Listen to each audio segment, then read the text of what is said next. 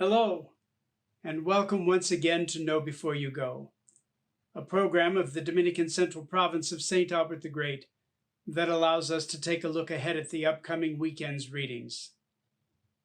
I am Father Jim Marchanda, Provincial of the Chicago Dominicans, and I am happy to be with you once again in preparation for the 6th Sunday of Easter. Today's readings are, in the first place, from the Acts of the Apostles, followed by Psalm 66 and the same refrain that we had yesterday for Saturday of the 5th week of Easter, "Let all the earth cry out to God with joy." The second reading is from the first letter of Peter, and the Gospel once again from St. John. The Gospel starts to prepare us for Pentecost, for the coming of the Holy Spirit. Jesus tells his disciples, and through them tells us, that he is sending a Spirit to be with them, an advocate, and that the advocate will inform them and help them realize that he remains in them and that they live in him. The advocate will teach them the meaning of God's presence in their lives and their presence in God's life. That promise certainly prepares us for the coming of Pentecost in a few weeks. But we see that promise of the Holy Spirit and the action of the Holy Spirit and the witness of the disciples in the first and second readings. In the first reading from the Acts of the Apostles, you've got Philip, Peter, and John going out, preaching the good news, people converting to faith in Jesus Christ. They're laying hands on them, and people receiving the power of the Holy Spirit by the laying on of hands. Exactly what happened to you and me in our baptisms. Exactly what happens to us in confirmation. The next reading from the first letter of Peter is very strong about the inclusion of everybody into that work of the Holy Spirit and the awareness of everyone that they have a part to play. And the instruction of Peter is always be ready to give an explanation to anyone who asks for a reason for your hope. And then he says, do it with gentleness and do it with reverence. Always be ready, he says, to give an explanation to anyone who asks of you a reason for your hope.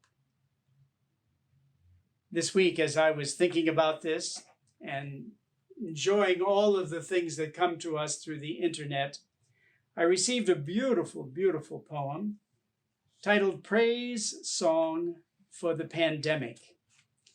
It is by an Irish poet. Her name is Christine Walters Paintner, and this comes from her work, Abbey of the Arts. In terms of being ready to give an explanation for our hope, once again, I invite us to look to ourselves in this day of pandemic and hear these beautiful words in Praise Song for the Pandemic. Praise be the nurses and doctors, every medical staff bent over flesh to offer care, for lives saved and lives lost, for showing up either way. Praise for the farmers, tilling soil, planting seeds so food can grow, an act of hope if ever there was. Praise be the janitors and garbage collectors, the grocery store clerks, and the truck drivers barreling through long, quiet nights. Give thanks for bus drivers, delivery persons, postal workers, and all those keeping an eye on water, gas, and electricity. Blessings on our leaders, making choices for the common good, offering words of assurance. Celebrate the scientists, working away to understand the thing that plagues us, to find an antidote, all the medicine makers. Praise be the journalists keeping us informed. Praise be the teachers, finding new ways to educate children from afar, and blessings on parents, holding it together for them. Blessed are the elderly and those with weakened immune systems, all those who worry for their health. Praise for those who stay at home to protect them. Blessed are the domestic violence victims on lockdown with abusers, the homeless and refugees. Praise for the poets and artists, the singers and storytellers, all those who nourish with words and sound and color. Blessed are the ministers and therapists of every kind, bringing words of comfort. Blessed are the ones whose jobs are lost, who have no savings, who feel fear of the unknown gnawing. Blessed are those in grief, especially who mourn alone.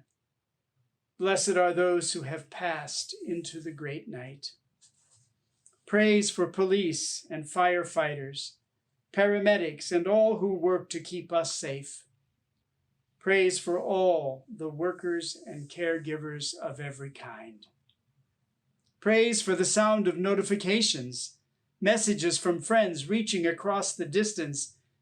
Give thanks for laughter and kindness.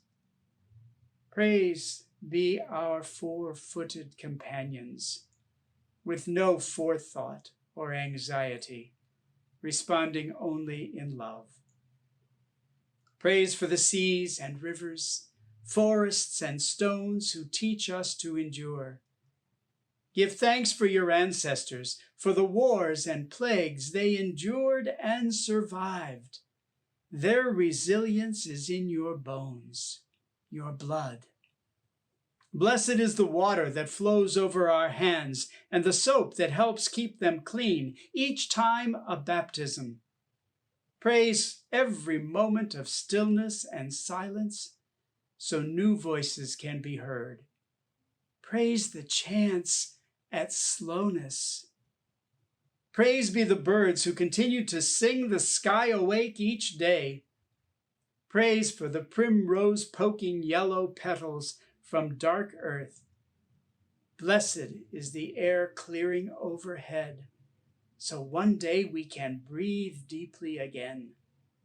And when this has passed, may we say that love spread more quickly than any virus ever could.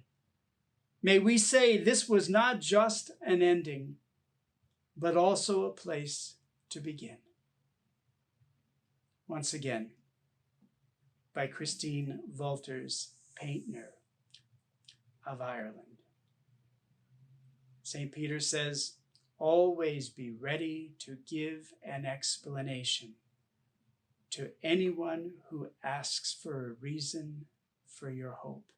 Always be ready. My friends, on this 6th Sunday of Easter, all we need to do is look all around us. All around us. Discover again our reasons for hope. And by the power of the Holy Spirit, be ready to give your explanation. Blessings on you and your families, all your loved ones, on this 6th Sunday of Easter.